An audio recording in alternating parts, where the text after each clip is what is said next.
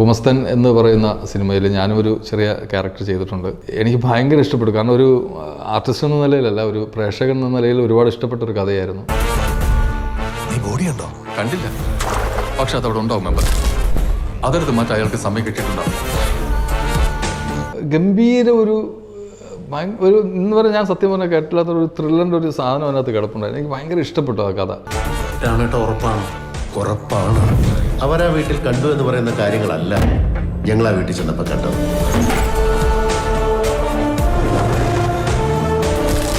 നല്ല കഥയാണ്, നല്ല ഡയറക്ഷൻ ചെയ്തിട്ടുണ്ട്, മ്യൂസിക്കൊക്കെ അടിപൊളിയായിട്ട് വന്നിട്ടുണ്ടെന്നാണ് ഞാൻ കേട്ടിട്ടുള്ളത്. അപ്പോൾ എന്തുകൊണ്ടും ത്രില്ലറിനെ ഇഷ്ടപ്പെടുന്ന നമ്മുടെ പ്രേക്ഷകർ, മലയാള പ്രേക്ഷകർ, ഇപ്പോൾ ഒരിക്കലും മലയാള പ്രേക്ഷകരെ പറ്റിക്കാൻ പറ്റില്ല. അത് നമുക്കെല്ലാവർക്കും അറിയുന്നൊരു സംഭവമാണ്. കാരണം അവർ സിനിമ എന്താണെന്നോ, സിനിമയല്ല അതിലുപരി സിനിമയിൽ അടങ്ങിയിരിക്കുന്ന കണ്ടൻറ് എന്താണെന്ന് നന്നായിട്ട് മനസ്സിലാക്കിയിട്ട് മാത്രമാണ്. ഒരു പ്രൊമോഷൻ്റെ ആവശ്യമില്ല. ഇനി ആര് പടം കൊള്ളത്തില്ല എന്ന് റിവ്യൂ ഇട്ടാൽ പോലും പടം നല്ലതാണെങ്കിൽ ജനങ്ങൾ കാണും. അങ്ങനെ ജനങ്ങൾ കാണുന്ന ഒരു പടമായി മാറട്ടെ എന്ന് ആത്മാർത്ഥമായി പ്രാർത്ഥിക്കും. അയാളും ആ വീടും ഒരു ദുരൂഹതയാണ്.